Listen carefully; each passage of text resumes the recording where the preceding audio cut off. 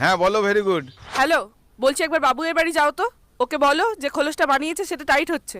তো যাওয়ার কি আছে, ভেরি গুড, ফোন করে নাও। আরে ফোন ধরলে কি তোমাকে যেতে বলতাম? আর আমি গেলে ও বেটা কখনোই বাসায় থাকে না, যখনই যাই তখনই বাসা ফাঁকা। ফাঁকা নয় ভেরি ব্যাড, ও বেটা ঘরামি, মহা হারামি। ভেরি ব্যাড পাওনাদারদের ভয়ে বাসায় দুটো ফোকর করেছে, নিচেরটায় ঘাপটে মেরে থাকে, উপরটার দরজা খোলা রাখে।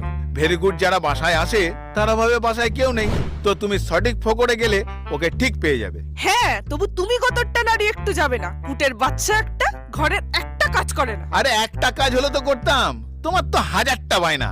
আর নিজে যে দিন দুপুরে শীত ঘুম দিচ্ছ তখন সেটা কুড়েমি হয় না। ও তাই তো, আমি শীত ঘুম দিচ্ছি বলেই তো তোমার পাঠার মাংস, খরগোশের ঝোল, মুরগির রোস্ট এইগুলো মুখের গোড়ায় চলে আসছে। হ্যাঁ, সে এমন কাঁচা রান্না খাবার হজম হতেই এক সপ্তাহ লেগে যাচ্ছে। তো সেই কাঁচা খাবারই তো সপ্তাহে সপ্তাহে সাটাচ্ছ।